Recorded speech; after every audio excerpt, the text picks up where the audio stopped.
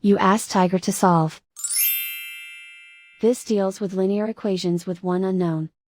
The final result is W equals 185. Let's solve it step by step.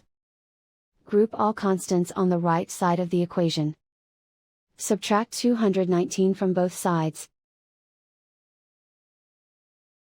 Group like terms.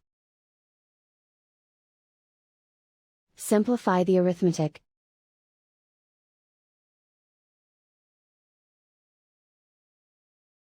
Convert the W into a positive number. Multiply both sides by -1.